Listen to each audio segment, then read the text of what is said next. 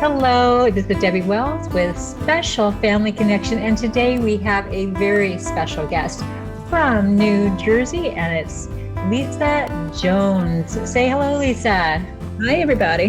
Her and I have been talking and laughing and giggling before I officially made the introduction, so we will go ahead and get started all over again. We've kind of started getting to know each other, and I think we're going to have a great time. So I am telling you that if you turn this off, you're going to be sorry. You're going to be really, really sorry because you're going to miss some good stuff. So anyway, Lisa, go ahead and just tell everybody a little bit about yourself. Okay. Yes, from New Jersey, originally from New York City, grew up in New York City. So I'm transplanted to New Jersey.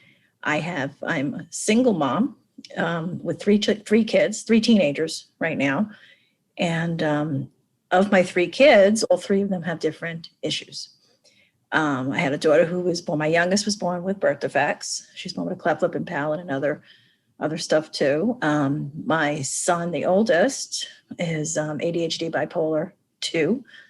And my middle daughter was born with something called ectodermal dysplasia, which is when you have deformities of your teeth and your pores and hair issues. So it's been a ride. I would imagine so. Three kids, especially doing it primarily alone. Not all alone, but a lot alone. And it's definitely been interesting. And it's been, makes you strong. Makes you real. It does. Well, tell me a little bit about your children's personalities and what are the things that they love to do and what do you like to do as a family? Okay. Well, one thing all three of them have in common is they're musicians. Wow. Good. They play multiple instruments each. So never let it be said that you can have anything holding you back that you can't move forward. That's right. Was born with a cleft lip and palate, which means she had a hole in her top of her mouth. Mm-hmm. And, everything kind of misaligned with it. She was born with a unilateral cleft lip and palate. So she couldn't eat correctly. She's already had 10 surgeries. She has more. Bless her heart. The tuba and the euphonium. Wow. Our mouth instruments, a little harder to play. And she plays 2 of them. Wow. Braces and getting ready for another major surgery in her mouth. So I always tell people when they say, well, I can't play an instrument. I said, my daughter doesn't even have the appropriate, her mouth isn't, it's not the final surgeries yet. You don't get final surgery. That's if you're 18 years old. Right. And then they'll do the final nose job and they'll do her lip. Her lip looks like she's always frowning. Oh. It's the way it is. So she says, people always come over and say, be happy. She says, I am happy. I was born this way. And she has to explain to them what it's to be born with a birth defect. And, it's very impactful to see how she kind of work around it, where people have come over to her and say she's ugly. Oh. Or why you always sad, or, people are very mean. And you'd be surprised there's adults and children who have done that. So, but my point just is that she plays these instruments and she's good. Because she wants to. She's passionate about it. She wants to be good. Yes. And, there's so much. So she must be an amazing person. I'd like to have her on the show telling me her story. She is absolutely an amazing person with a huge personality. I would love to talk to her. Yeah, she's great. She, even though her face is, she doesn't look like everybody else looks yet. She has a lot of friends. Mm-hmm. She learned to teach because of that and tell people and talk about it with people. She does. She has an amazing way. She was the right person to have to do something like that. Don't you find it amazing in this world that they call our children who are just a little bit different, the disabled ones, and then you have the bullies and the mean, nasty people out there running around, and they don't call them disabled.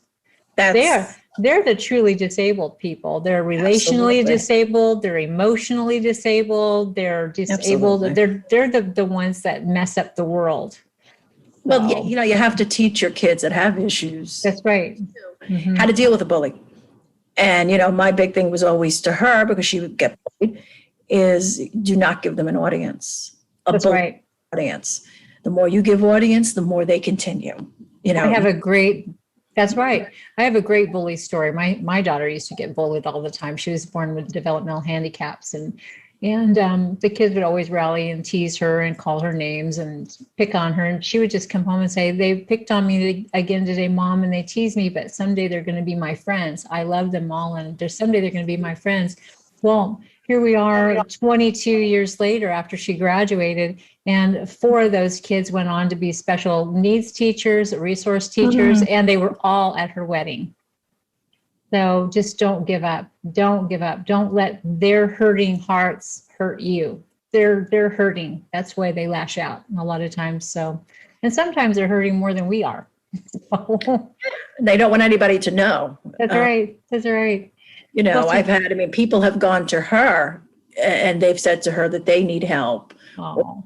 You know, she's had teenagers come to her suicidal and talk to her because she has endured and understands so much that she's able to talk to them and able to relate, where they can't go to another kid who, you know, worst thing they had was a cold. Go to her and talk to her. Some of us go our entire lives and never know why we were born. But somebody like your daughter finds out right away why she was born and put on this earth. She was born to motivate, inspire, and encourage others. Well, I'll tell you this, she wants to be a surgeon. Wow. Surgeon. And she'll be the best. And she'll be the best because she gets it. You know, she's lived through so much with it and so many surgeries. And she wants to give back, and she knows how to give it because she lived it. Oh, that is amazing. I would love to talk to her. Love to talk to her. Now, she would talk. Oh, well, I would love that. So you have 2 boys as well. And I have another daughter. Yeah, another daughter. Okay. So you've got your hands full. You definitely have your hands full. And I read on your bio that you are on the board of directors for a mental health organization. And could you kind of tell us a little bit about your life and what brought you right to where you are now? Sure. I grew up with a sister who was undiagnosed something, and we didn't know what it was. She was violent. She was out of control. She had drug issues. She dropped out of high school. Just series of bad decisions over and over again. We didn't know what it was back in those days. It wasn't, you know, health just wasn't as out there and acceptable as it is now. Right. So she was also a runaway. I mean, just a lot of issues. So I grew up being around this person who was like that and who we were afraid of, and who, you know, really there was no medications, or at least nothing that worked. And we just watched this person destruct all the time. Very sad. It destroyed our family. My parents divorced because of it.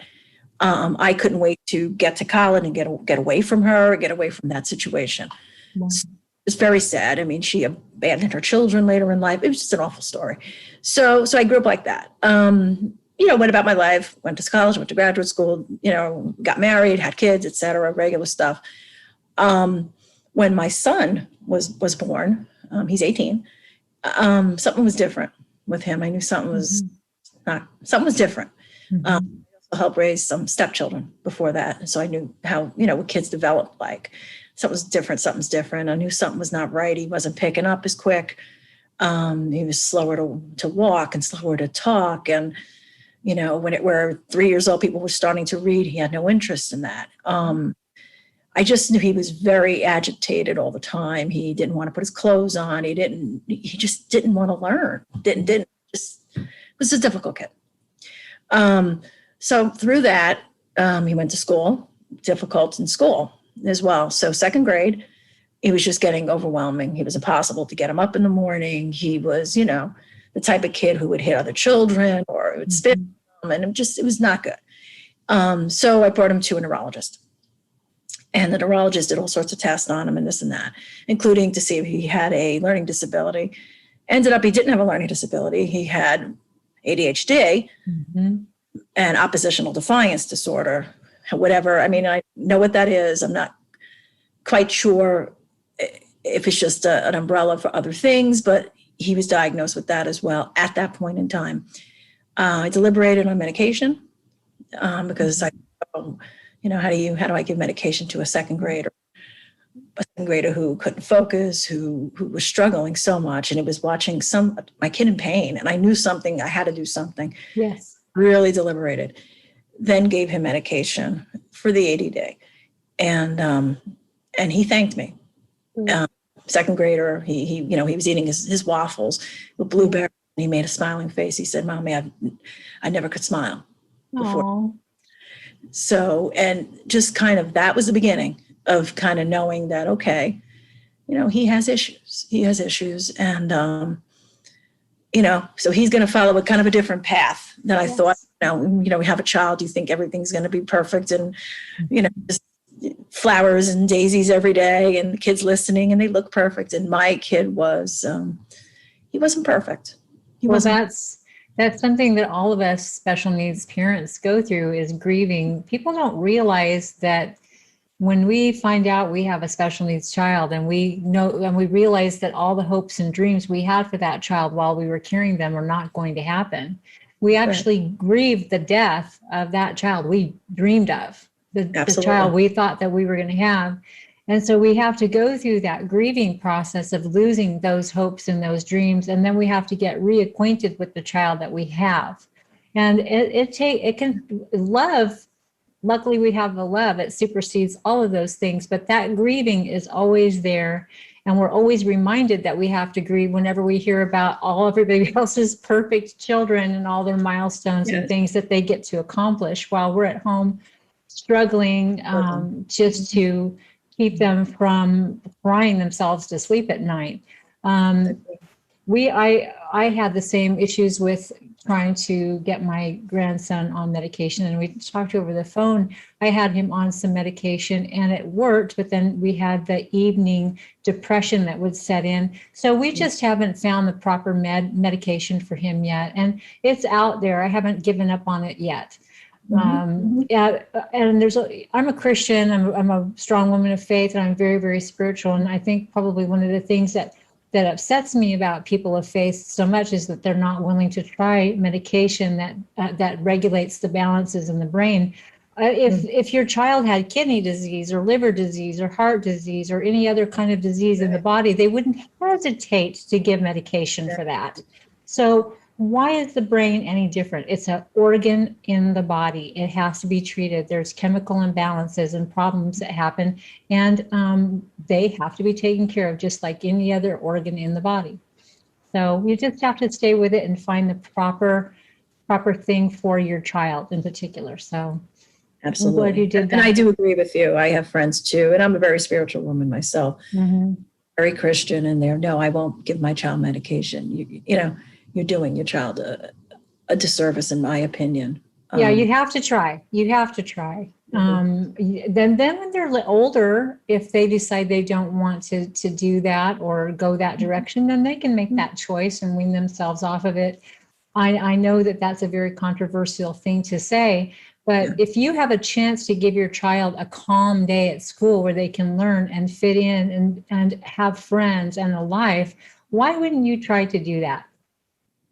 I don't understand. I completely agree that they should be able to give the chance to live, quote, this normal childhood.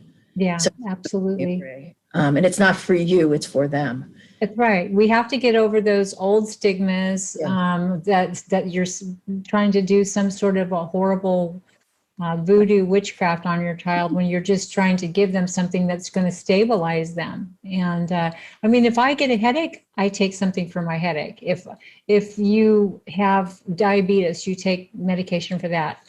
The brain is part of the body and should be treated thus. So, absolutely. And I think that we don't treat it like that. And that, we talked about like kind of my beginnings. Well, that's kind of the beginning of the story. The short version, the beginning of the story.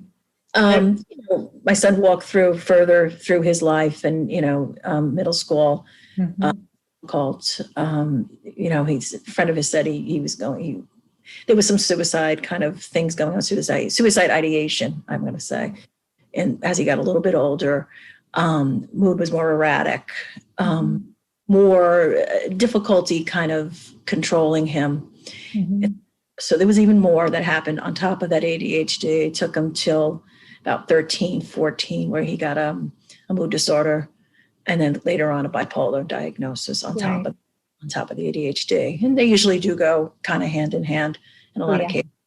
So he does have both, a little bit of anxiety as well. So what started me on this journey was when he was about 13, 14, he was in a psychiatric. So for a week, they put him in psychiatric as a result of someone said that he said he was going to kill himself in school.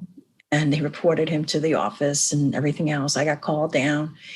And I'll never forget, I walked into the assistant principal's office, and he said to me, "I'm afraid of your son. I don't want to be next to him." At that moment in time, I said, I cannot let another parent live through this. And then once I was in the psych ward and watched what went on in there and how they're treated, how people are treated in their adults. Subhuman, yeah. Subhuman conditions. It's a jail. It's not recovery, it's a jail. Right. For people with mental illness, and I will not back down from that. I've seen many people in my life in there, and it is an absolute jail for them. Yeah. So hearing somebody be afraid of my son, who obviously needed help and is no one to be afraid of, he would not hurt anybody. The only people he would hurt would be people in his immediate circle. Not even hurt. He would show the real side of what he was feeling. Right. Or hurt the outside world at all. Was devastating. I also had, about a year later, the principal of his high school say to me, "Your son will never amount to anything. You might as well pull him out and just let him be the failure that he's meant to be." Between those two things, I said, I will never permit, in my power, as much as I can, another parent have to be told that for a child or a teenager or, anybody, that their child is a failure because their child suffers with mental illness. I would say that person was a failure for looking at that way, when his job is to try to make a difference. Doesn't the mama bear in you come out and you just want to just take a baseball bat? Oh man, it was awful. I always had these fantasies when he graduated, which, by the way, he did graduate high school, of going over to him and saying, "Would you take a picture with him and I?" Yes. And was, just as a PS to the story, a new superintendent came in about 2 years later and demoted him. Good. She did not know my story, and I was friendly with her, and I told her the story, and she was like, "Wow." So he obviously did other things besides that. But ultimately took for the school, and this was high school, to kind of help him out, was a psychologist that they had for our district, a pretty large district, came in and they said, but they weren't going to give him any supports for the classroom. I was asking for a 504 plan, which is an IEP, which is a robust plan for help, but just a 504, time on tests, maybe a little bit more time for assignments. They would not give it to him. They thought that a person with ADHD and bipolar disorder did not need to have a 504 plan. Boy, they know everything, don't they? Just could you imagine? So of course, I have friends who do this kind of work where they help parents get it. But ultimately, it took a psychologist. Right. And the psychologist walked around the room and said to everybody, "Do you know what bipolar disorder is?" Mm-hmm. He went and he just proceeded to walk past everybody in the room, and they said, "We do not know how it affects education." And he said, "Well, let me explain it to you." Mm-hmm. He had a 504 plan the next day. Good. That's all. Your story, I've read tons of letters from parents who've gone through almost the same exact thing, where you have people who, they're probably great people outside of their job. They care about their families and their grandkids, and they care about their circle of friends, but they know nothing about the life that we have, and they know nothing about special needs. They know nothing about mental illness, and yet they sit in positions that give them the ability to make judgment calls that will affect our children for the rest of their life. Absolutely. Yeah. So thank God we have the ADA. I've had to pull that out of my back pocket a few times. I live in a very, very special needs friendly school district, So I haven't had to do that with my grandsons, but when my daughter was growing up, I had to use it, but it was fairly new, and it was a fairly new way of looking at things. She's 42 now. So, and I think it came in, I think the ADA was passed when she was a junior in high school. So it was, or no, she was a freshman in high school when it started. So thank goodness for that. It has made our job as advocating for our kids so much easier. Absolutely. Absolutely. So, And I've had to do that as well. You have to pull it out of your back pocket. It's unfortunate that you have to do that. right. Those lengths to have to prove that your child needs help. Yeah, like we don't know our kids. Exactly. They don't trust the parent. You That's need to right. have notes from psychiatrists and doctors, and it's just and meetings and meetings and meetings to prove what you already know in your heart and live with every day. Well, I realize that each one of those pieces of red tape were put into place to protect the system and to protect educators and administrators. I mean, there are people in our shoes or people that would like to pretend that they're in our shoes that would take advantage of the situation and of the system and therefore rob kids that really need the help of needed funds.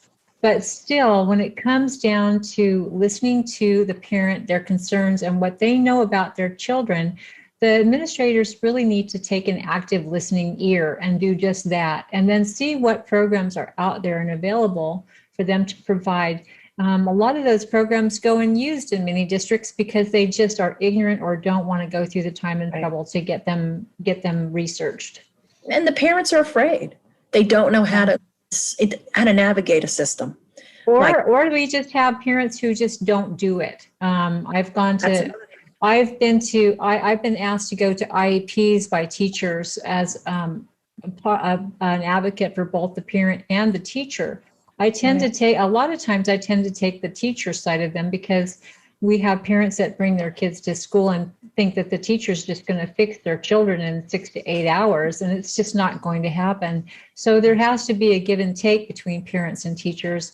So I don't make them the bad guy all the time, but for a person such as you, who's always out there advocating for their kids and fighting for their kids and is very knowledgeable about what's going on with their children, those people that are in their educational circle need to sit down and shut up and listen. So, absolutely. I mean, and this is after years of, other events that happened. These were the highlights that kind of spurred me to say, I've got to get in this community. I've got to do advocacy. yes. So tell us about tell us about the mental health organization that you're part of now, and how did you come to be a part of that?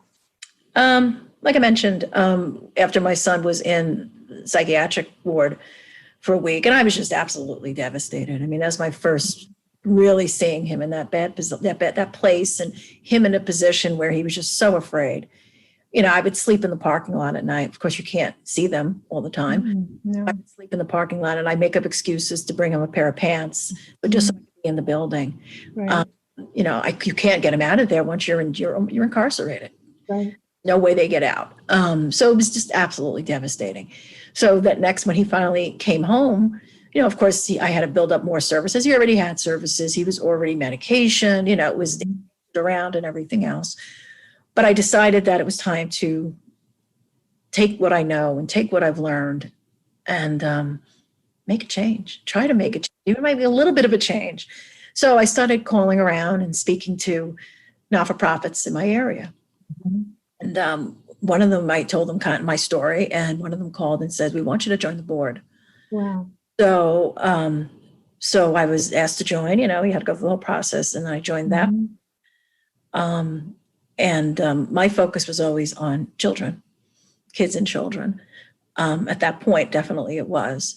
That kind of went, I wouldn't say bankrupt, but we kind of went bankrupt. I was asked to be on a steering committee to have the agency bought, and it was bought by a larger one. I was then asked on that board. So I'm on this larger one, which is in 5 counties in New Jersey, and which is pretty big. We have a pretty big reach, a great CEO, and it's just a great agency. I mean, it just does a lot of work, persistently mentally ill people. They also have, they do a lot of work with schools. I've been a big advocate of, we need mental health folks in the schools, not affiliated with the district. Kids are afraid to talk to guidance counselors. They don't want to have child protective services at their house when they come home. Right. They will not speak to them, but they will speak to the janitor, the lunch lady, That's and true. a group that is separate. The And safe people. Yeah. that's who they speak to. And so we have this agency that I'm on the board of does have folks in different high schools. Not every district, but some they do, that you can go in and there's an office for them and they'll talk to you. They do mental health first aid. They just do enormous things in the community. They just absolutely enormous. As much as they do, there's so much more to do. We, in our high schools here, when my daughter was in high school and she graduated in 2000, they had a peer pressure group that was specially trained by our organization. And what their job was to do as kids in high school was to seek out kids that had been bullied or kids that had would isolate themselves or stand apart, befriend them. And during any conversation, there was any red flags waved, they were to call the parent or call given a name. And that was also a safe resource, somebody that wasn't going to show up with tanks and guns at the house. And so the kids would talk to their peers and they would establish friendships with them. And I thought that was a really good program to have. And it was motivational for some of those kids to grow up and go into the healthcare system as well, because they got a taste of how wonderful it could be to help another person. Could you, now, where are your kids now? How are they doing now? Are they out of high school, and what are they doing with their lives now? My son is 18, turning 19 next month. He went to community college. Because of his ADD, he said he doesn't like reading. He dropped out after a semester of that. So he is in trade school, actually. And he's in a very good trade school, actually. He's to be. I love trade schools. I love them. I think all kids should have to go to a trade school. I'll be honest. I mean, I had this fantasy of what my son would be, and he was going to be this college guy, and I was going to have a jacket from his college, and that was meant for me with him. I did more than that, and but now I'm on board, and he's in a trade school, and he's going to be HVAC. Yay! A nice proficiency test, and he's looking into all sorts of things with it, and but that's the way he learns. He learns with his hands. Yes. And, so he will have a career, and I'm excited that he will have a vocation, and he's going to very good school, very good trade school, and he likes it, and that's all that matters is he likes it, and I support him in whatever he does. So that's where he is, and he's trying to make sure his life he's on track, but he's doing well, Well, that's what our kids need, is a parent like you who's fully supportive of your child and backs him in whatever he decides to do with his life. It's hard, but we do come, I think, as special needs parents, we come to the realization at a far younger age that our kids are going to be doing something different in their lives, and that we aren't going to be able to live our lives through them, and we have to find out what they're gifted in and go for it. So absolutely. They will. I always say, my son is also a musician, and he's a percussionist. Nice. Being a percussionist because he had so much energy. And I said he has to get that energy out of him and the tension out of him. So I said, you know what? Drumming. And perfect. It was perfect for an ADD child. Recommend it to any ADD child. It was really perfect. It made him feel really good. He also writes music. Was as a parent of a child who had ADHD and a mood disorder, you don't have many academic things you get to, wow, my kid's on the honor roll. My son was never on the honor roll. Right. He didn't get awards. He was scraping by, with tutors and help and not wanting to go to school. So, but he had music, and that was the class he was ever in. That was honors. In his whole academic career, he was an honors music student, and he was the captain of the drum line in the marching band. Right. And that was it. I mean, so where other parents, and you do feel bad, I'm not going to lie, I really supported him in that. So I became the treasurer of our high school marching band boosters. And I, to everything they had with marching band, if they had a competition, I was there. Anything that happened, I was there at marching band. So I just was right behind him for him. to make him feel good. That was all he had that gave him confidence. And that he actually felt like he could be successful. That was That's it. the same thing with my daughter. She didn't have access to college. She probably wouldn't have been able to do many other careers, but she has always loved photography. So we encouraged her in photography, and she started going to the community college, taking photography classes. And she has an aide that helps her gets her tests verbally. And she's just doing amazing. And next semester she'll graduate and have her certificate of photography. So, and she's so proud. And because of her love of photography, I'm in the process of planning a art show next year in our area for disabled adults. And I tell you what, I think more people are inspired and moved emotionally by musicians than they ever were a doctor or a lawyer. So Absolutely. And, my son, even though he was just very difficult, he inspired both his sisters to go into music. That is awesome. My older daughter is, different than him, different kind of student than him, but she also plays 2 instruments in the marching band. My other daughter we talked about, musician. So he did inspire. Yes. He did inspire. So as much as you don't think they inspire, they're very inspirational. I mean, I can't even imagine what it's to have so many obstacles against you, and you get up every day knowing that it's 10 times, 20 times harder to get through that day than somebody else. But that's why they're here, is to inspire and to make the rest of us get up off our butts and stop making excuses and do something, because darn it, if they can do it, we can too. Absolutely. I always say this to him, and I say it to everybody. I'll say I'm so grateful that I had him at this point, even though many days I say that. He changed my life. Yes. And maybe he needed me, but I needed him way more. Now, have you since then found out that you have bipolar condition that runs in your family, and it affected your sister possibly then? My sister probably was bipolar at this point, or maybe borderline. Yeah. My sister is just, I don't even know where she is at this point. She is just, she's done some not so good things. But it probably does run. I think it was my mother also had it. Who also, was an issue with her as well, I've heard. So it does. And it went to my son. So, my daughters worry. Yes. Doesn't care, but my daughters, they always say, oh, I'm probably going to have a child with bipolar. Yes. And I say, well, at least you know how to handle it. That's a situation with my family, is that we found out the disabilities that my daughter has were caused from Fragile X syndrome, because my grandsons were born with developmental handicaps.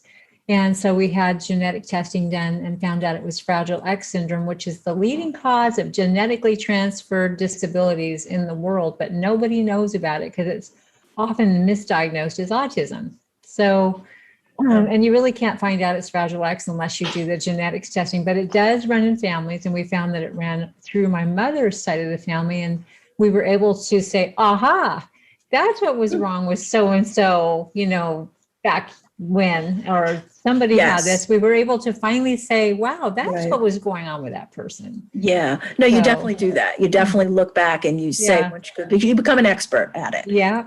And you say, oh, that's where it is. So I've kind of traced it back to my father's side of the family, with his mom, because his mom also abandoned him, and he was raised in an orphanage and stuff. Wow. And then my sister did something similar, and you just see these kind of patterns, and you're like, something's there. Different times back then, so people didn't know what to do. Whereas my son has been in therapy and medications, and and I know how to de-escalate him, and they know how to do those things. Yeah, that's right. 30 years ago. If you were going to give a parent of a newly diagnosed child any advice in the world, what would it be? That's a great question. Get your child help. If they were just diagnosed, keep getting them help. Don't abandon them. And I abandon them emotionally. You have to keep going. They need you constantly. Keep putting your arms around them and telling them Keep they're putting your perfect. arms around them. Absolutely. Always love them. They Mhm. will remember that. That's Always. right. He always says to me, you were the only one there through it Okay. all. And then for you, if you could do anything in the world within 1 year for yourself, what would it be? Start a not-for-profit. Okay. And what would you do with this non-for-profit? What would be your goal? Oh, definitely. Helping families, actually. I want to give support to family members. See, that's what I'm doing. Yeah. They need it. But there's a lot of support out for every other kind of culture there is, but the amount of stress that Yes. families go through and marriages go through and the children go through and the caregivers go through, people have no idea. And we don't have social outlets. We can't just pick up and go out when we feel like it. We can't go on dates. We can't go to the neighborhood barbecue. We just can't do these things. And then before we know it, we're kind of ostracized. Oh, they're that family down the road that doesn't come and visit with us or doesn't bring potatoes to the neighborhood Absolutely. picnic, and they don't ever go do anything. They just stay in their house all the time. And you don't invite that boy. That's right. Don't invite them, because with me, I'll say, yeah, I really want to come, and then I never show up, and they don't understand why. Right. And so just having, and then you feel so isolated and so alone, and like nobody in the world goes through what you are going through or knows what you're going through. So having the nonprofits and having the special family connections out there like us, where we're putting those stories out there and telling them you are not alone. There are thousands and thousands and thousands of people out there in the trenches, getting down and dirty in their the things that they have to do every day to love and support and nourish their kids. And if we can't get it from lawmakers and from cities or schools, we can give it to each other. We can give that help and support to each other. And thank goodness for social media, because the outlets and the information that has become available since social media took off has been, I can't put a value on it. So definitely it's connected like mine. Oh yeah. The social media stuff. I mean, I'm on a lot of bipolar support things. I think there's a plus and negatives to it as well. I think there's a lot of misinformation. That's true. And I'm very concerned about that at this time, that I try to explain to people, no, this is, they don't want to hear that. They have the rhetoric, and even have a loved one with it. Their rhetoric, and they're sticking to it. That's right. I love the fact that there are these people that if they see it on the internet, it must be true. Right. So, exactly. And I tell everybody, please, if you see a source that says something, try to find at least 4 more sources that says the same thing, and then make your judgment call.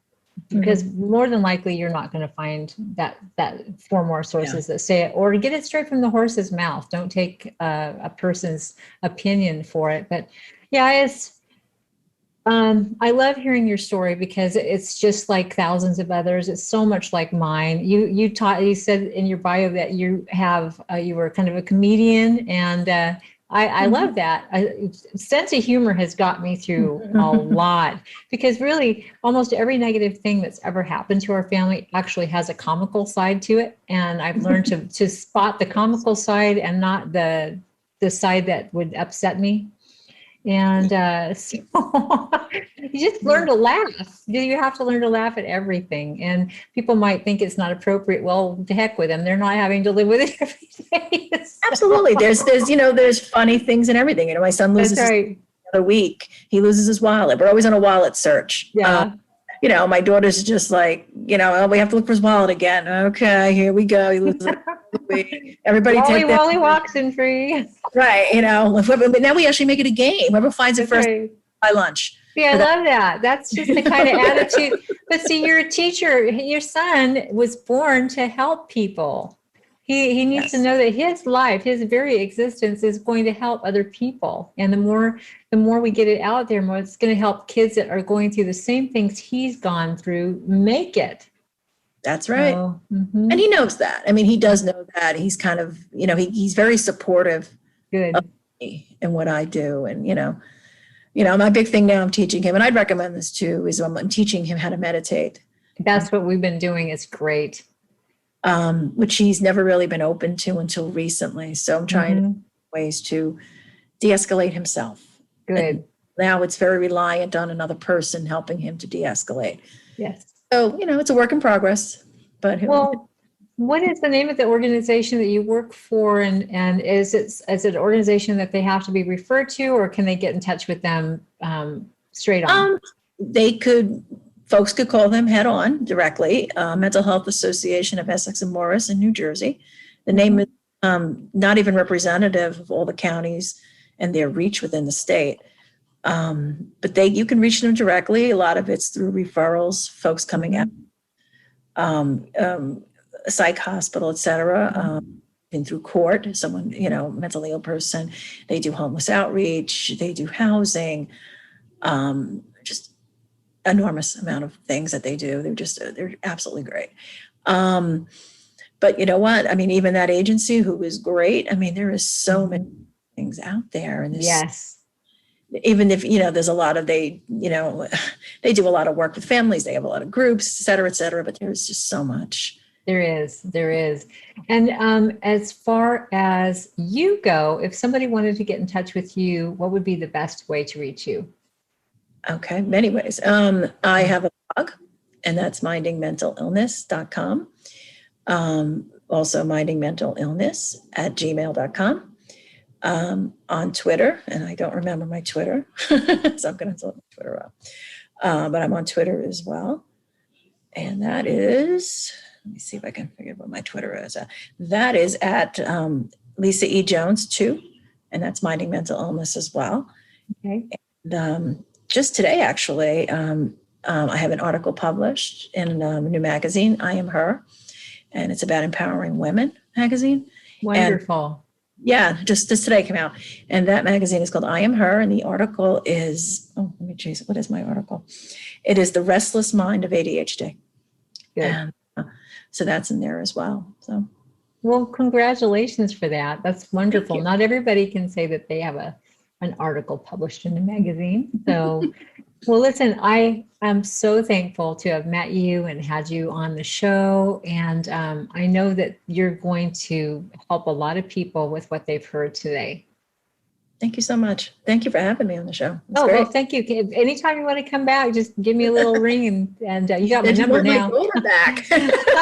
I want your daughter. I'd like to have all your kids. That'd be great. You could have a little have the Brady Bunch squares up on those their instruments too when they're done. So I would love that. Well, it is Special Family Connection, so I love having family. We'll have to work that out. Right. Well, listen, Lisa, so nice to meet you, and thank you so much, and good luck to everything that you want to do. And when you get that nonprofit organization going, you let me know and I'll help you promote it. Okay. Perfect. Thanks, Debbie. All right. Well, listen, you have a wonderful day. Thank you. You too. This is Debbie Welch with Special Family Connection, and I have had a great time. Have a great day, and we will see you later. Signing off.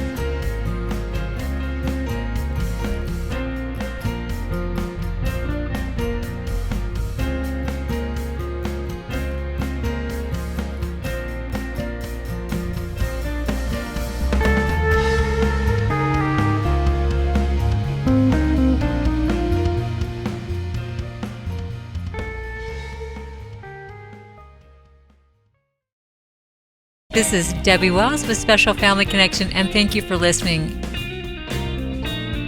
Please feel free to visit us at specialfamilyconnection.com, where you will find more news, information, and past episodes of my podcast. Special Family Connection podcast episodes are available on all major distribution labels. If you would like to help us out with a financial contribution, please look for the link on my homepage at specialfamilyconnection.com.